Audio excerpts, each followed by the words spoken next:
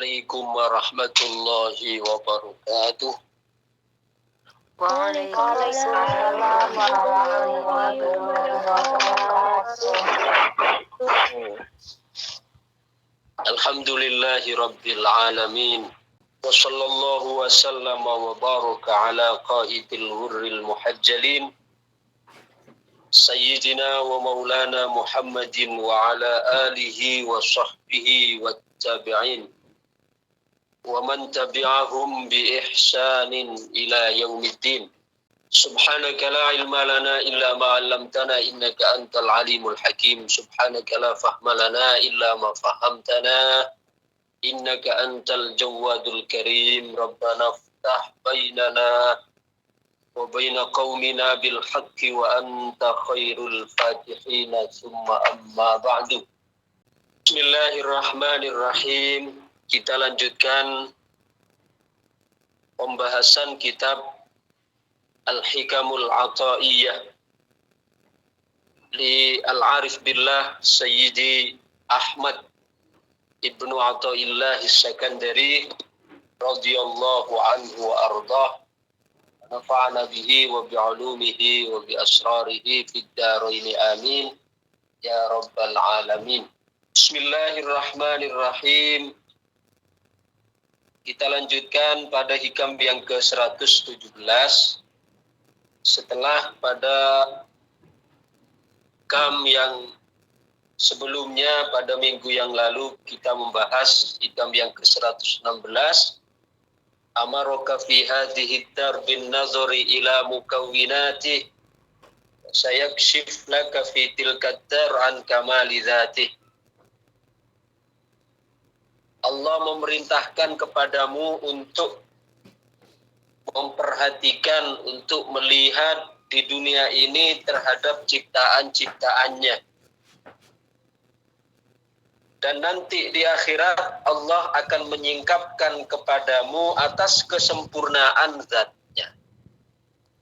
Artinya ketika kita sekarang di dunia ini menyaksikan ciptaan Allah subhanahu wa ta'ala dengan bi'ainil i'tibar wa ainil basirah, dengan mata hati, dengan mata kecintaan kepada Allah yang menyambungkan semua peristiwa dan kejadian itu bahwa la fa'il alal hakiki illallah.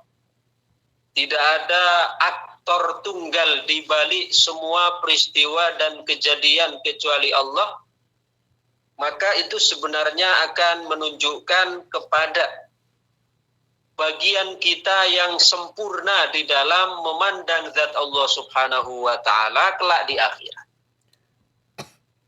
Karena pada hikam selanjutnya sekarang yang ke-117, alima minka annaka la tasbiru anhu fa ashhadaka ma baraza minhu. Alima weruh sapa Allah mingka saking sira annaka ing sak temene sira iku la tasbiru ora sabar sapa sira anhu saking Allah, fa ashhadaka mongko nyeksiaken sapa Allah ing sira ma ing barang baraza kang lahir minhu saking Allah. Allah tahu bahwasanya engkau tidak sabar untuk menyaksikan Allah. Maka Allah mempersaksikan di dunia ini apa yang keluar darinya, apa yang datang darinya. Bukankah seorang pecinta itu selalu tidak sabar untuk bertemu, untuk melihat dengan kekasih? Seorang pecinta dia akan selalu tidak sabar di dalam bertemu dengan kekasihnya. Demikian juga orang mukmin. Orang mukmin, orang arif itu adalah orang-orang yang sudah cinta sekaligus dicintai oleh Allah. Sehingga mereka tidak sabar untuk bertemu Allah subhanahu wa ta'ala sebagai kekasihnya. Maka karena Allah tahu bahwasanya orang yang cinta Allah tidak sabar untuk bertemu dengan sang kekasihnya yaitu Allah, maka Allah di dunia ini mengirimkan, mempersaksikan kepada pecintanya semua yang berasal darinya. Bukankah wa kullu ma kana minal habibi habibu? Semua yang datang dari seorang pecinta, dari seorang kekasih itu adalah sesuatu yang indah, sesuatu yang dicinta juga. Contoh, ketika kekasih kita memberikan hadiah, mungkin hadiahnya itu adalah sesuatu yang sangat murah. Ya, mungkin saja itu hanya bunga lah, bunga mawar lah. Bunga mawar yang diberikan oleh sang kekasih itu harganya tidak ternilai dengan tidak ternominalkan.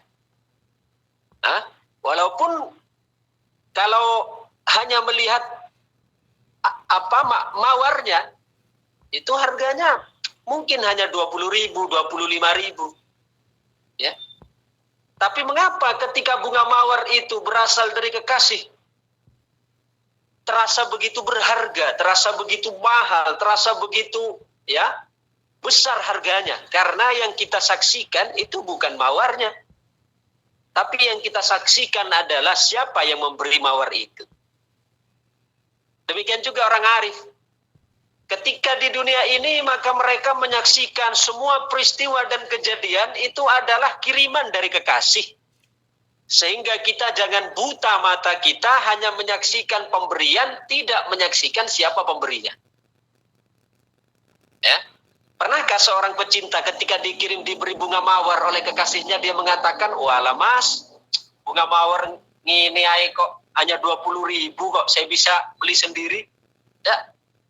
Bahkan akan diterima dengan penuh sukacita. Bahkan dia menyampaikan terima kasih banyak. Terima kasih yang tak terhingga, wahai pangeranku. Bunga yang engkau persembahkan kepadaku ini lebih berharga daripada dunia dan seisinya. Wah, ya coba. Padahal hanya sekedar bunga mawar. Yang kita bisa, jangankan hanya satu tangkai mawar. Kita mau beli satu truk, kita mampu. Tapi tentu satu truk yang kita beli itu masih kalah dengan satu kuntum bunga mawar yang diberikan atau yang berasal dari kekasih. Kenapa? Karena yang kita lihat bukan terletak pada mawarnya, bukan pada bendanya, akan tetapi pada siapa pemberinya. Sakit pun pahami nggih? Ini sudah coba saya sederhanakan pemahamannya dengan pendekatan-pendekatan dalam kehidupan sehari-hari. Iya, Ban. Kadang tergeludak-geludak nih yang di dalam. Terbaper-baper, Pak. Terbaper-baper. Ini nanti akhirnya jadi koper ini. Dari baper jadi koper nih, koper korban perasaan. Ini koper tempat wadahnya niku. Wadahnya baju, wadahnya barang-barang. Nyong. Jadi itu tadi. Seorang pecinta, dia akan melihat apapun yang berasal dari kekasih itu begitu berharga. Walaupun mungkin itu harganya sangat murah. Coba lihat Rasul Shallallahu Alaihi Wasallam.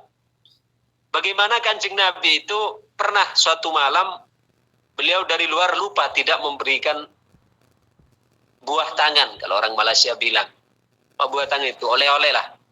Karena selalu Rasul ketika beliau datang dari luar, beliau selalu membawa oleh-oleh kepada istrinya. Suatu malam beliau lupa membawa oleh-oleh. Ya. Setelah sampai depan pintu, maka Rasul baru ingat, iya ya, saya lupa membeli oleh-oleh, saya lupa membawa oleh-oleh untuk Aisyah. Rasul kemudian beliau keliling rumah, mencari-cari sekiranya barang yang bisa dijadikan sebagai hadiah kepada Sayyidah Aisyah radhiyallahu anha wa ardhah. Ketika Rasul mengelilingi rumah 3 kali, beliau menemukan sebuah batu hitam. Yang sampai saat ini batu hitam tersebut masih tersimpan rapi di museum di Turki sana. Ya. Diambil batu itu oleh Nabi, dibasuh. Ya. Kemudian ketika masuk ke dalam rumah, diberikan kepada Sayyidah Aisyah radhiyallahu anha wa ardhah. Itu Siti Aisyah menerimanya, Masya Allah, luar biasa. Padahal cuma kerikil biasa. Ya. Sampai saat ini, batu tersebut masih diabadikan sebagai bukti keabadian cinta Rasul kepada Sayyidah Aisyah. Coba, umpama itu adalah jenengan, umpama Siti Aisyah itu jenengan, Kira-kira pas pulang bapaknya dari luar, kemudian lupa memberikan oleh-oleh, yang diserahkan iku mek watu tok. Kira-kira nopo? Damel kosokan geger, Bang.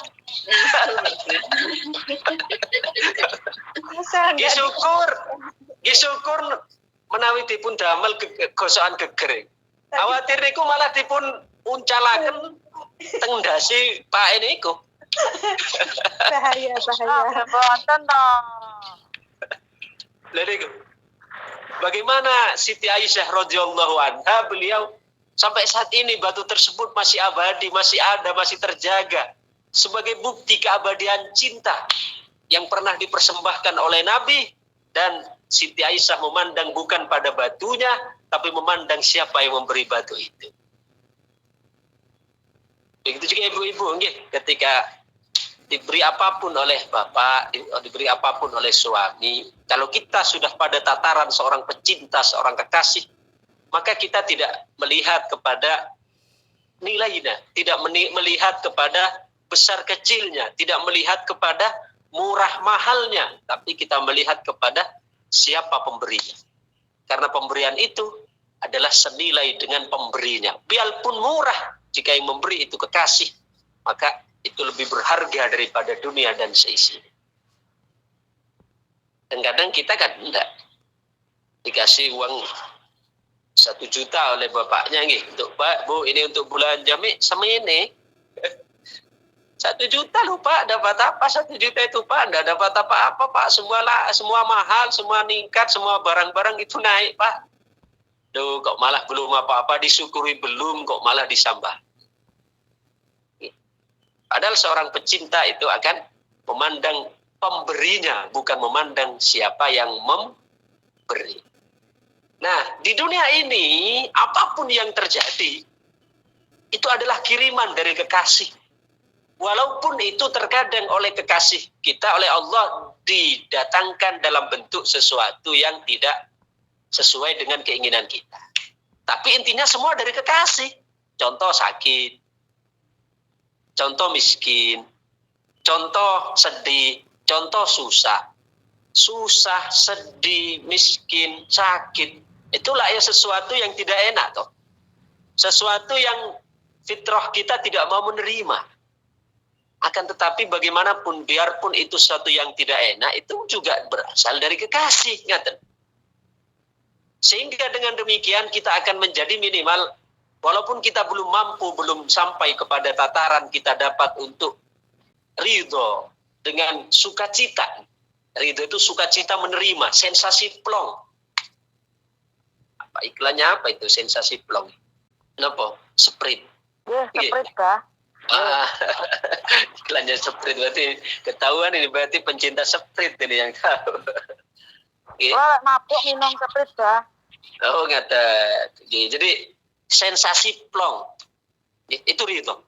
Nah, kalaupun kita belum bisa ridho, minimal ketika kita sudah mulai belajar menyaksikan bahwa semua peristiwa dan kejadian itu berasal dari kekasih, maka minimal kita dapat menyabari dari perlakuan kekasih. Ya, karena perlakuan dari seorang kekasih, tidak ada ceritanya seorang kekasih itu akan menyakiti kekasihnya. Ya, tidak ada cerita. Adapun Allah mengirimkan kita sakit, mengirimkan kita sedih, mengirimkan kesedihan, mengirimkan kesusahan, mengirimkan mungkin kita dicaci orang, itu adalah cara kekasih untuk menjalin, untuk lebih menarik kita sebagai pecinta supaya lebih dekat lagi dengan kekasih, supaya lebih dekat dengan Allah sebagai kasih ini. Jangan kita terhanyut pada omongan orang, jangan hanyut pada kesedihan, jangan hanyut pada kesusahan, tapi hendaklah kita hanyut pada tarikan sang kekasih yang sebenarnya di balik kesedihan, di balik kesusahan, di balik sakit kita, sebenarnya Allah menginginkan kita kembali pulang ke dalam hangatnya dekapan Dia, dalam kemesraan dengannya, hanya sambat kepadanya, mengeluh kepadanya, mengadu kepadanya. Wah, itu kan merupakan suatu keadaan, satu hal yang sangat mesra dengan sang kekasih. Jadi jangan salah paham. Walaupun bentuknya sakit, bentuknya susah, bentuknya masalah, bentuknya kita dicemooh, difitnah, hendaknya kita sadar bahwa itu adalah merupakan kiriman seorang kekasih kepada kita. Jangan lihat caciannya, jangan lihat cemoohannya, jangan lihat sakitnya. Tapi lihatlah dari siapa aktor di balik ini semua. Orang itu hanya perantara toh. Si fulan nyakiti saya, si fulan mencaci saya, si fulan menyakiti, itu perantara. Sedangkan sebenarnya kekasihlah yang mengirim itu. Allah lah yang menggerakkan hati orang itu untuk mencela kita. Sedangkan celaan tersebut kepada kita adalah merupakan stimul dari kekasih kita untuk kita lebih dekat dengan Allah. Lebih intim hubungan kita dengan Allah. Lebih mesra dengan Allah. Supaya kita jangan terhanyut pada gonjang-ganjing pada permukaan luar saja dari kehidupan ini. Kalau kita hanya berenang pada permukaan luar kehidupan, maka kita akan terombang-ambing, kita akan terhanyutkan. Ya, karena kehidupan ini ada gejolak, ya, atau ada ombang-ambing, ada arus yang deras, itu kan di permukaan. Ada gelombang itu di permukaan. Gitu. Coba kalau kita ke laut, yang ada gelombang itu kan di permukaan. Coba kalau di dasar lautan, ada enggak gelombang? Hah? Di dasar lautan ada enggak gelombang? Tidak ada. Gelombang itu hanya berlaku untuk dasar lautan. Hanya untuk permukaan, hanya untuk permukaan laut. Nah, demikian juga gelombang kehidupan ini, ya, maksudnya kejadian, fenomena yang ada, sakit, tidak enak, cacian, dan itu kan ibarat gelombang toh. Itu hanya pada permukaan. Hanya pada permukaan saja. Tapi kalau kita selami kepada kedalamannya, kita dalami kepada dasarnya, itu yang ada adalah ketenangan, kedamaian. Artinya, permukaan gelombang kehidupan yang mungkin berupa sakit, berupa cacian orang, itu kan hanya permukaannya saja. Tapi batinnya itu, dasarnya Allah mengirim itu semua supaya kita mendapatkan ketenangan. Gitu. Maka kalau kita ingin tenang, kita ingin damai menghadapi itu semua, jangan hanya terpaku fokus pada permukaan lautan kehidupan saja. Tapi menyelamlah. Kita dicaci orang, jangan fokus pada, si fulan mencaci saya, si fulan memfitnah saya. Kalau kita hanya terpaku pada dasar atau pada apa? Pada permukaan lautan kehidupan ini, maka kita akan tersiksa. Tapi cobalah ketika kita mendapatkan cacian, mendapat sakit, mendapatkan cemoohan, mendapatkan susah dan sebagainya. Jangan kita hanya terombang-ambing pada dasar kehidupan yang susah itu, tapi coba kita menyelam ke dasar. Maka di dasarnya kita akan menemukan kedamaian. Kenapa damai? Karena aktor tunggal di balik itu semua adalah Allah. Orang mencaci kita, itu cara Allah untuk mengampuni dosa-dosa kita. Kalau kita punya dosa, kalau kita tidak punya dosa, dengan orang lain mencaci kita, itu cara Allah untuk mengangkat derajat kita. Lalu coba kan tenang semua akhirnya. Ketika kita sudah mampu menyelam ke dalam dasar lautan samudera kehidupan ini. Tapi selagi kita masih terombang-ambing, selagi kita tidak mau nyelam, masih berkutat pada permukaan lautan kehidupan saja, ya gelombang besar-besar. Kita merasa tersiksa terus. Dihantam gelombang, dihantam badai. Dalam arti sakit, dicaci, dicela, dihina, direndahkan. Kalau kita hanya berpaku pada dasarnya ini, pada permukaan ini, tersiksa gitu. Ya, hati ini terasa gundah terus, terasa sakit terus. Tapi coba kita belajar menyelam. Selami kepada dasar lautan tersebut, kita akan sadar Allah. Ternyata di balik semua itu semua, ya, adalah Allah Subhanahu wa Ta'ala. Allah menggerakkan hati orang lain mencaci kita. Itulah cara Allah mengampuni dosa kita. Karena dalam kehidupan ini tidak ada yang gratis. Oke. Coba perhatikan. Dalam hidup ini tidak ada yang Allah berikan secara cuma-cuma. Dalam arti begini. Kita misalnya dicaci orang. Supaya kita ada nyali di dalam hati. Tidak lantas kita membalas balik cacian tersebut. Maka kita harus mencoba mengkondisikan hati ini, mencari pengarmaram jiwa, mencari penghibur diri dengan cara apa? bahwa Allah tidak memberikan apapun di dunia ini secara gratis. Kita dicaci orang, dicemooh orang, tidak gratis. Bukan berarti rugi saya, itu karena kita masih berada di permukaan gelombang. Kita merasa selalu dirugikan, direndahkan. Coba kita menyelam. Tidak ada yang gratis, dalam arti sekarang kita direndahkan oleh orang, kita tidak mencaci, tidak membalas, maka dosa-dosa kita diampuni oleh Allah tanpa kita sadar. Itu kalau kita tidak balas. Kalau balas, sudah. Ya. Atau bahkan kita sekarang mau memaafkan. Ya, mau memaafkan. Itu bukan hanya dimaafkan dosa, tapi bahkan kita ditinggikan derajat kita oleh Allah Subhanahu wa ta'ala. Itu menunjukkan bahwa tidak ada Allah Subhanahu wa ta'ala dalam kehidupan ini penderitaan yang kita rasakan. Tidak ada yang gratis. Mungkin sakit, mungkin dicaci, mungkin dihina, mungkin direndahkan. Ingat, tidak gratis Allah memberikan ini semua. Bukan cuma-cuma, bukan berarti hampa. Benda. Allah akan memberikan bayaran kepada kita. Sakit yang kita derita, luka yang kita tanggung, penderitaan yang kita pikul, beban yang kita pikul. Itu semua Allah perhitungkan. Ya, minimal alal akol, minimal kalau kita tidak mengeluh, tidak membalas, minimal itu paling minimal dosa kita diampuni oleh Allah. Itu coba adakah Tuhan yang begitu ya, yang begitu yang begitu dermawan seperti ini, yang begitu loman seperti ini. Tidak ada yang gratis. Sakit yang kita tanggung, penderitaan yang kita tanggung, beban yang kita pikul. Tidak gratis Allah memberikan itu, bukan sudah kamu tanggung lah. Enggak. Tapi itulah ujian bagi kita. Saat cacian datang pada kita, berontak enggak gitu? Membalas enggak gitu? Kalau membalas berontak, hilang berarti. Keuntungan yang akan Allah berikan hilang. Dosa yang sebelumnya akan Allah maafkan, tidak jadi.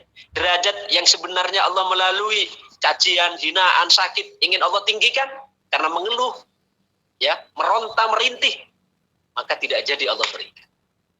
Maka dengan demikian, dengan kesadaran bahwa Allah dalam kehidupan ini, penderitaan hidup, ya, penderitaan, beban yang kita tanggung itu tidak ada yang gratis. Maka dengan demikian kita akan menjadi orang yang sabar, menjadi orang yang ridho, menjadi orang yang syukur, menjadi orang yang selalu dalam menyelam di permukaan samudra kehidupan ini. Jadi jangan kita hanya berkutat pada permukaan. Bisa dipahami, kalau permukaan, lihat gelombang. Permukaan itu ya selalu tinggi gelombang, apalagi di musim-musim penghujan, angin seperti sekarang. Permukaannya tinggi. Tapi kalau kita mencoba untuk masuk ke permukaan, ke dasar samudra, tidak ada gelombang di sana. Di sana yang ada tenang terus. Ya, seperti halnya di sana, di matahari, di pusat epicentrum. Maka di sana tidak ada siang malam, tidak ada gelap. Ya. Yang ada terang, ya terang gelap siang malam kan di bumi, di bawah ya. Tapi di atas sana, di matahari, tidak ada. Tidak ada siang malam, gelap, terang. Terang terus, terang terus terang terus. Ini iklannya apa ini? Philip. Kalau tak Philip. kok malah langsung nyambung tuh. Iklannya Philip begini. Terang terus terang terus. Iklannya Philip. Masa kita kalah dengan Philip? Coba kita dengan sesuatu yang ada di sekitar kita itu loh, kita jadikan renungan, nggak? Jangan ada iklan lewat, terang terus terang, hanya begitu lewat. Enggak, tapi coba kita giring ke makna, oh iya ini, kita merenung, oh iya ini maknanya kalau kita berada di pusat kesadaran, maka tidak ada sesuatu yang gelap di dalam hati, tidak ada yang semua terang terus terang. Jadi bukan hanya mengarah ke Philip, tapi juga mengarah ke Philip hati ini, yang terus terang terus. Ingat kisahnya orang Madura saya ini. Ada para profesor ini ngumpul. Para profesor ini ngumpul. Ya. Mereka ingin, para ilmuwan itu ngumpul, ingin mencari cara bagaimana untuk bisa mendekat kepada matahari. Kan matahari itu panasnya kan berapa ratus ribu derajat Celcius. Jadi dalam pendekatan berapa ribu kilometer saja sudah terbakar, tidak mau mendekat. Ya, artinya para ilmuwan itu berkumpul bukan untuk ke matahari, minimal mendekat gitu. Tapi bagaimana caranya supaya tidak terbakar? Para ilmuwan itu ngumpul, ya, ngumpul mencari cara. Tiba-tiba ada orang Madura bilang gini, "Loh, sampean kok bingung-bingung? Mau ke matahari tidak mau terbakar. Berangkat sore, pulang sebelum subuh," katanya.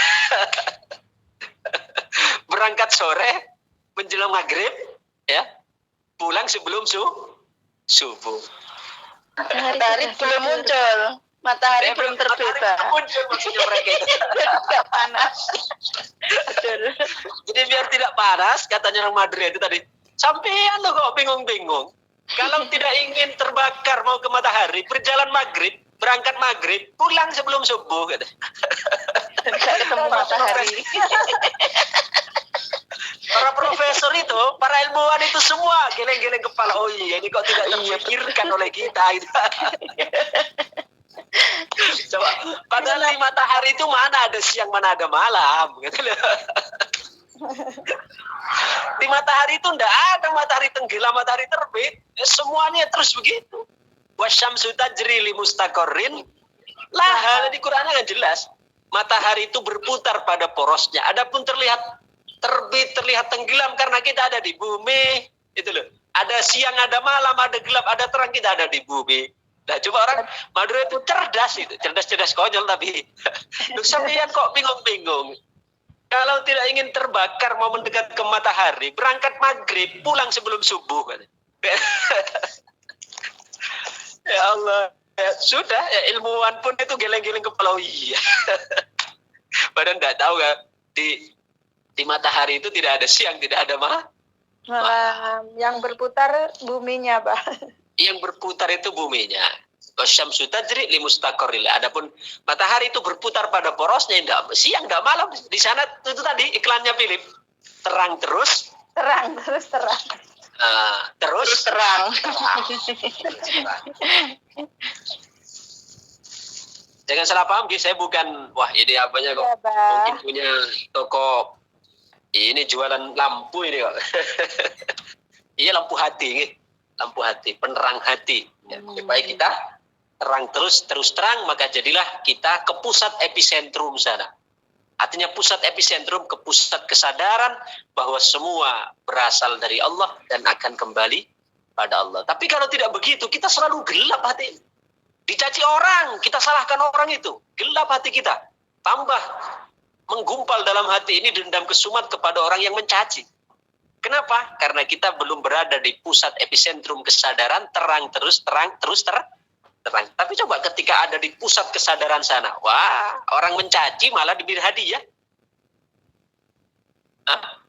Ada orang mencaci malah diberi hadiah. Kenapa? Iya, sampean mencaci saya itu kan sampean menghadiahkan pahala kepada saya, meninggikan derajat saya, maka engkau layak untuk mendapatkan hadiah. Lalu, kenapa bisa begitu? Karena itu tadi berada di pusat kesadaran epicentrum, terang terus terang. Tapi beda kalau kita tidak sampai ke situ, maka kita dicaci orang balik mencaci, dihina orang balik menghina, malah menghinanya lebih parah. Orang hanya bilang kamu bangsat, kita kamu bangsat anjing babi, oh keluar lagi. Coba itu loh. Apa? Iya kan? Orang sudah mencaci hanya dua. Kamu bangsat, balasnya kamu anjing bangsat babi. Oh, orang hanya memberikan dua, malah dibalas 4. Lah itu. Kenapa begitu? Karena kita tidak terus terang, kita masih gelap. Ya, masih gelap. Cobalah kalau kita terang nanti, dicahayai hati kita dengan kita mulai masuk kepada kesadaran bahwa semua dari Allah. Coba orang mencaci, dikehendaki Allah mboten? Dikehendaki. Sedangkan kehendak Allah itu pasti baik.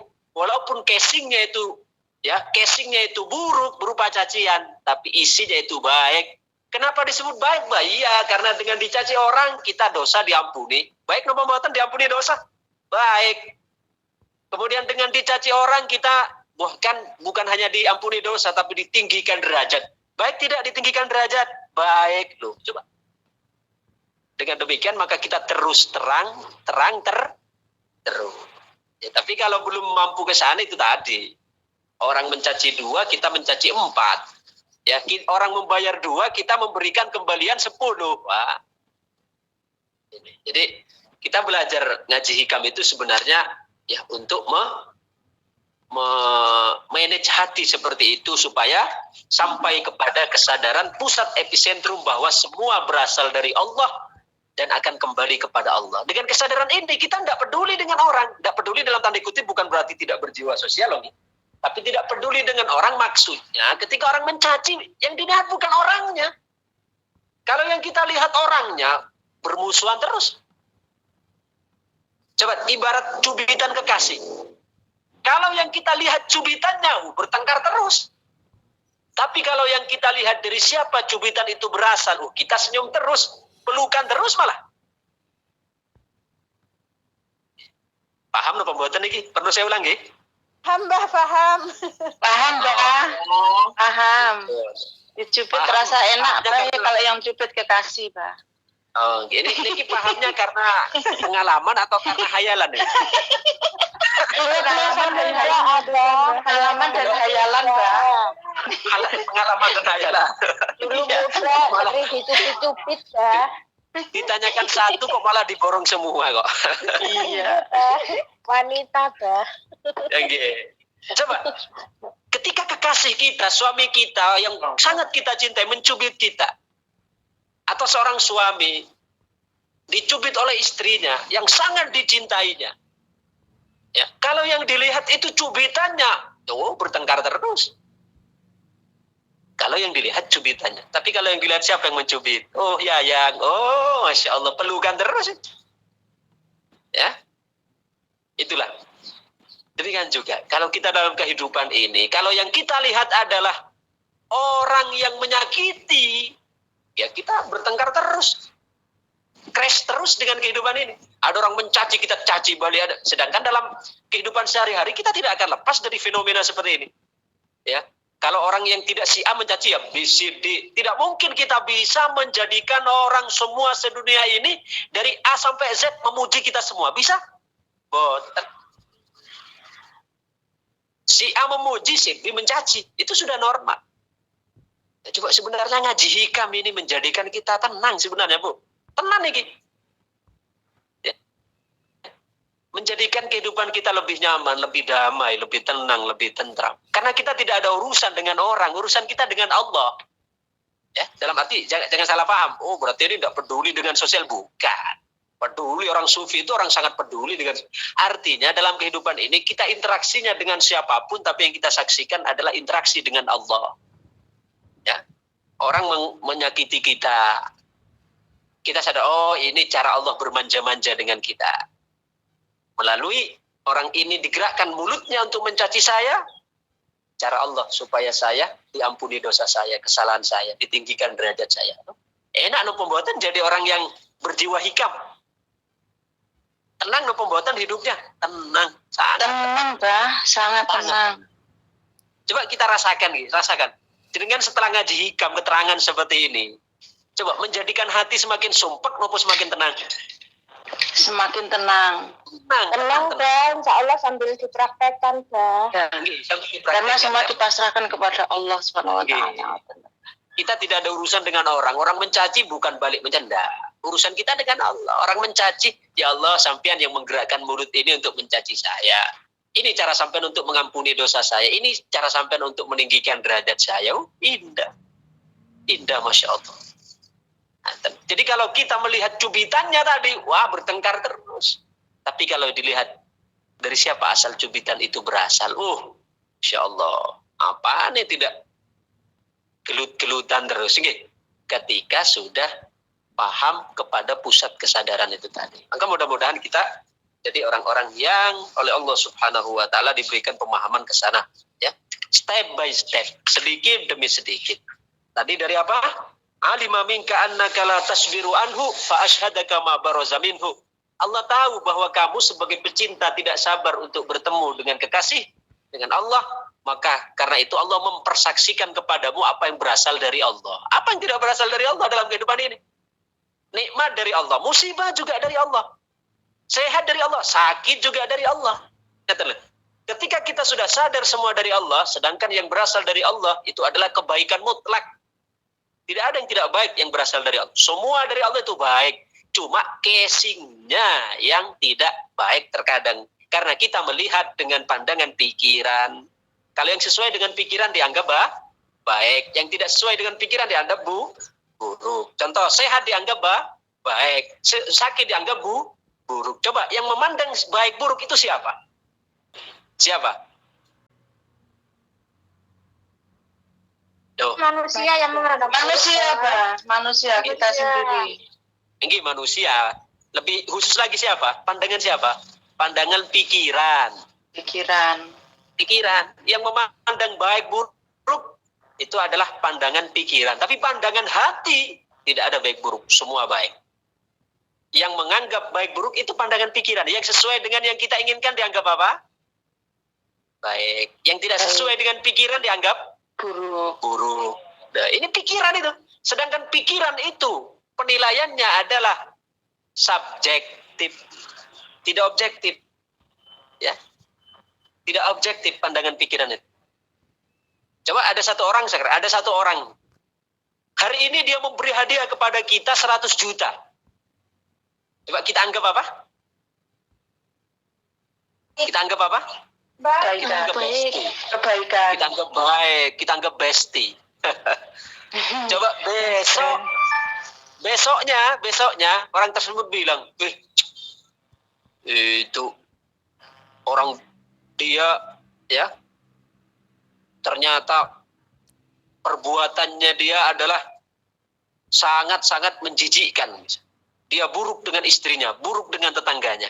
Coba kira-kira saya yang diberi uang 100 juta kemarin, hari ini kita menganggap dia masih orang baik atau orang buruk? Orang buruk. Nah, coba. Yang kemarin jadi bestie, karena dia memberi hadiah, hari ini kok malah menjadi musti. Musti jadinya. Sama-sama bestie. Musuh. Musuh jadi muski ya, Pak. Besti. Jadi musuh. Enggak. Ada bestie, ada musti. Ya. Coba. Kok bisa berubah? Kemarin dipuji-puji, Masya Allah, Bu Imra, Alhamdulillah, hari dia baik sekali memberi hadiah pada saya, Masya Allah, baik dia, bestie saya tidak bisa hidup tanpa dia. Tapi coba besok Bu Imra mengatakan, Abe itu ternyata preketek itu, ngaji hikamanya, cocotet, tapi tidak bisa untuk mempraktekkan. Lalu saya apa penafsiran saya? 7 turunan, Bu Imra itu saya sumpah serapai, tidak ada orang lebih buruk daripada beliau. Coba, kemarin dibilang bestie, sekarang jadi musti. Jadi apa? Nah, inilah. Karena ternyata itu dapat kita simpulkan baik dan buruk itu hanya casingnya saja berdasarkan kesimpulan penilaian dari siapa? Pikiran. Dari pikiran. Yang sesuai dengan pikiran, yang sesuai dengan keinginan dianggap baik. Yang tidak sesuai dengan keinginan, tidak sesuai dengan kita, keinginan kita, pikiran kita dianggap buruk. Sedangkan hati tidak. Allah itu adalah kebaikan mutlak. Di sisi Allah yang berasal dari Allah tidak ada buruk baik, semuanya baik. Walaupun bentuknya cacian, baik. Karena dengan cacian itu adalah menjadikan kita diampuni dosanya oleh Allah. Ditinggikan derajat oleh Allah. Diampuni dosa, ditinggikan derajat, baik dan pembuatan baik. Inilah indahnya kita ngaji hikam ini, menjadikan kehidupan kita tenang, tentram, damai. Tidak banyak musuh. Semua jadi bestie. Ya. Bahkan musuh pun kita masih tetap mencari sudut-sudut kebaikan padanya. Gimana tidak akan tenang kehidupan orang yang seperti ini? Dengan memanage hati, mengkondisikan pikiran, maka kita akan menjadi orang yang paling bahagia, orang yang paling tenang, orang yang paling tentram. Mudah-mudahan kita termasuk orang yang demikian. Amin, amin ya Rabbal alamin. Demikian dari saya, kurang dan lebihnya mohon maaf yang sebesar-besarnya. Kullu amrin mufawwadun 'ala Allah. Wassalamualaikum warahmatullahi wabarakatuh. Waalaikumsalam warahmatullahi wabarakatuh.